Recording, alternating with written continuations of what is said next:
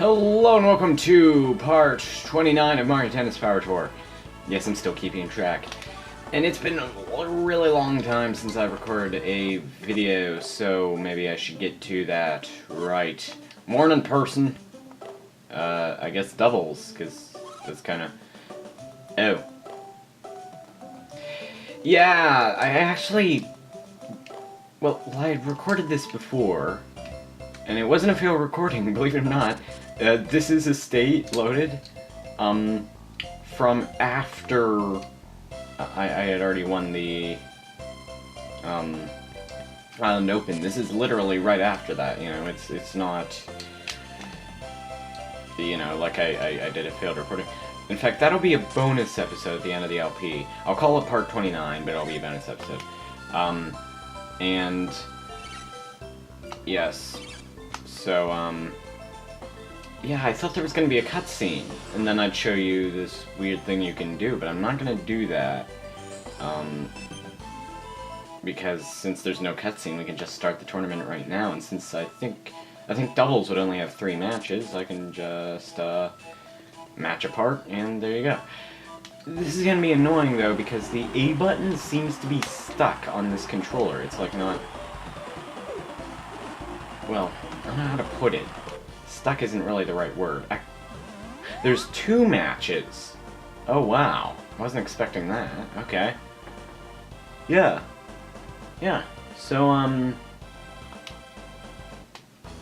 right, yeah, like I said, I wasn't not expecting that. I'm completely out of practice. Although, yeah, I did find something interesting you can do, so I was playing somewhat recently, but that was still a while ago.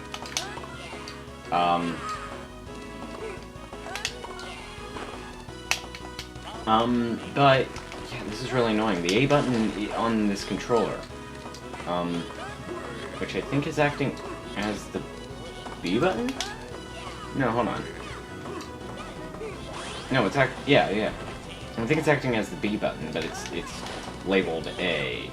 No, it is acting as the A button, never mind. But yeah, it's sort of stuck. It's like, you know on a GameCube controller, how it, like, when you haven't used it in a while, and you try to press in the D-pad, it sort of is awkward to press in, sort of.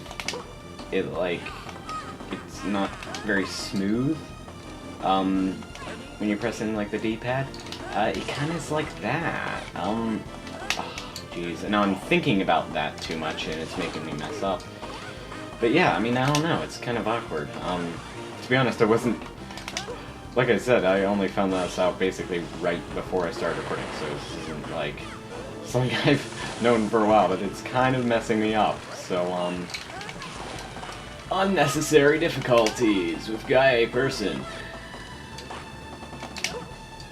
But basically, yeah, so 2 matches, so I guess I can just do this, and then, yeah. The next match, and that'll be the end of the LP, and then I'll do the bonus, and then we'll start the next one, which I already have planned out. I already know what it's gonna be, but I'm not gonna tell you.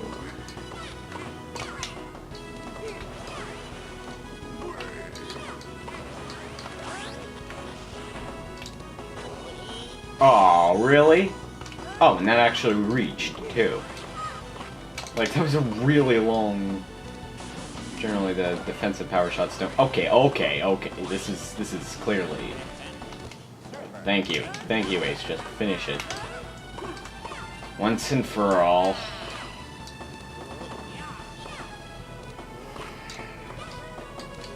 Anyway... Well, at least for that point, anyway. Not for even close to all, in fact.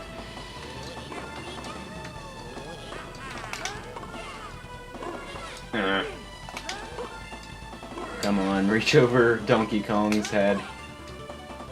There we are. Alright, game 1.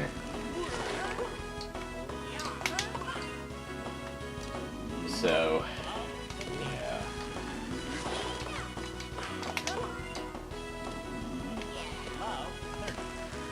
Right. Not really sure. Well, have I mentioned during this LP that I'm not really sure what to say? Has that ever, shown up? I don't know. That's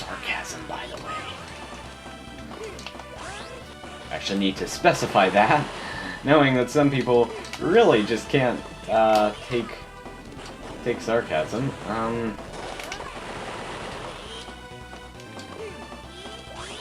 Yeah. Gotta say, this button's getting annoying. Especially when you're switching between the two buttons, you know, especially considering that in doubles you're gonna be doing that a lot to lob over the closer player. Oh, hold on, have I mentioned something? No, I don't think that's come up. I don't know, maybe I have and I've forgotten, but I'm gonna say it anyway. That Bizzed plugin that I was using at the beginning of this LP, that when it broke it caused like a giant delay, it's sort of back to working again. I'm not sure if I've mentioned that yet, so that'll definitely open up opportunities for games that I don't feel like downloading. But of course, well, like this worked pretty well. A game like Super Nintendo games and stuff, and especially Nintendo 64. Like I played Star Fox 64 with that plugin, and it was sort of graphically corrupted. And the fact that you can't really customize the controls with... Yeah, I don't think you can... I'm trying to think of an actual, like, example of a... Oh. See? This button's messing me up. I'm gonna just blame everything that I mess up on the button. I think that's the best strategy.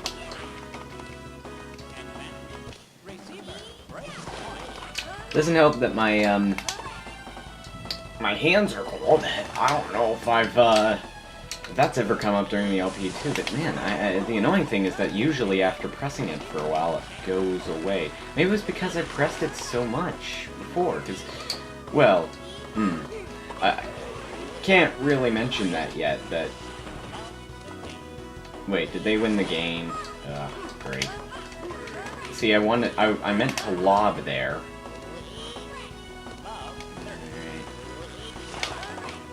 But, because, well, yeah, like I said, I can't really say yet, because it's gonna be the bonus episode and that. But, let's just say I pressed the button a lot. And that's kind of weird, because it was that button. So you would think that that would actually help it sort of loosen up, but it seems to be the other way around. See, that didn't reach! How did Luigi's thingy reach before? Whatever. Well then.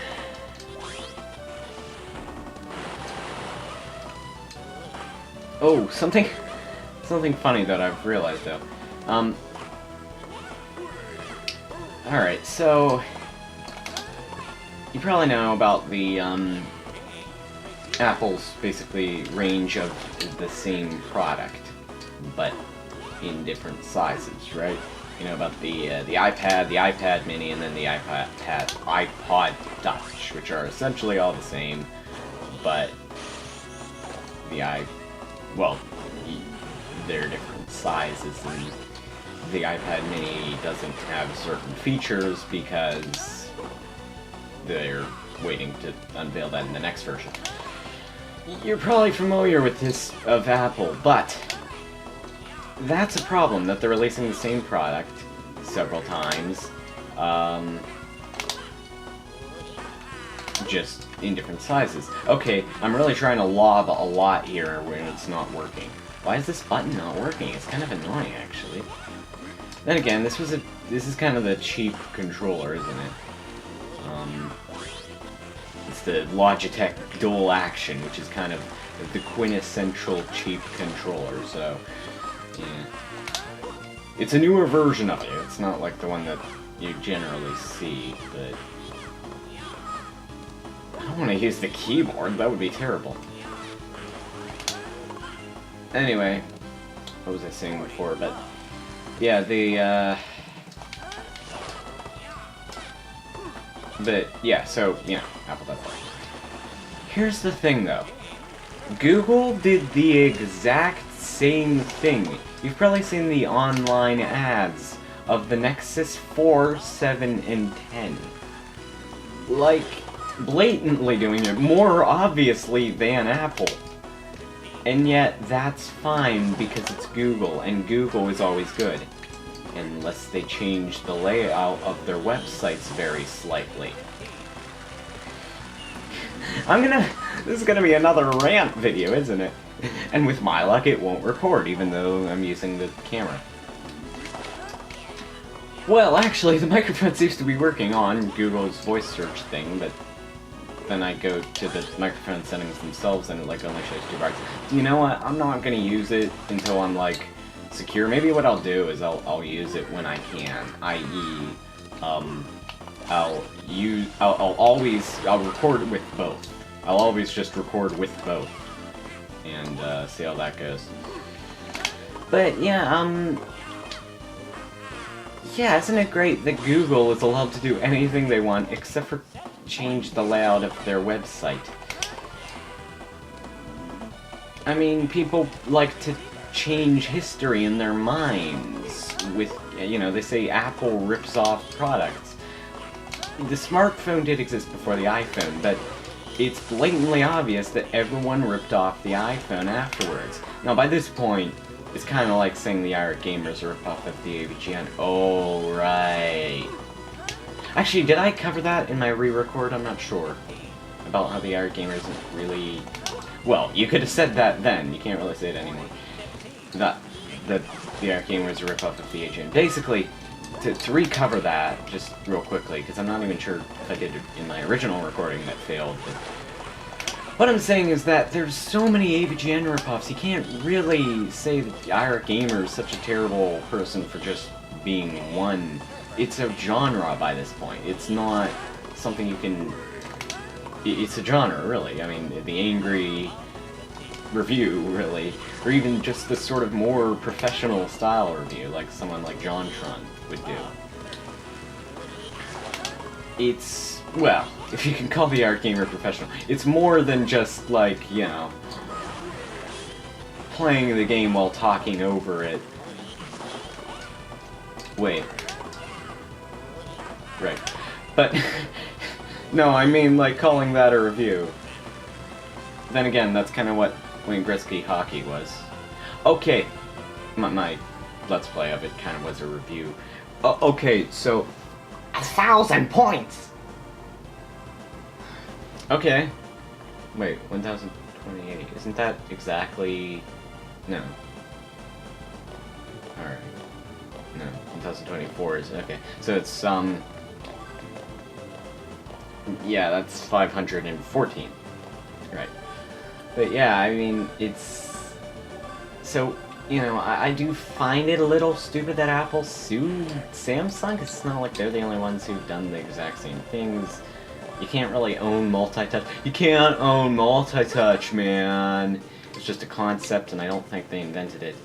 But, you know, you can't deny that originally, a while ago, that yes, you know, Samsung and all the other sort of smartphone developers were ripping Apple off. They kind of should have sued them then, to be fair, but, you know. Hold on, let's see. Oh. Oh! Oh, no, okay, I didn't have to read it. There, that can work. So nothing's lost. But I'm not upgrading things that have been upgraded like a ton of times already. I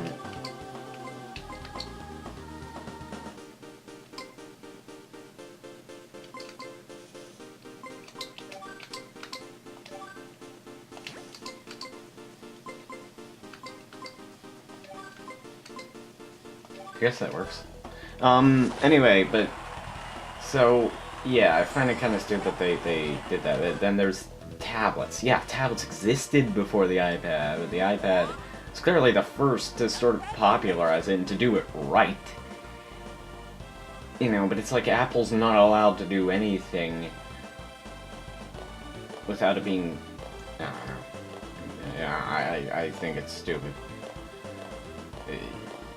You know, and the 7-inch tablet was probably their least creative concept anyway.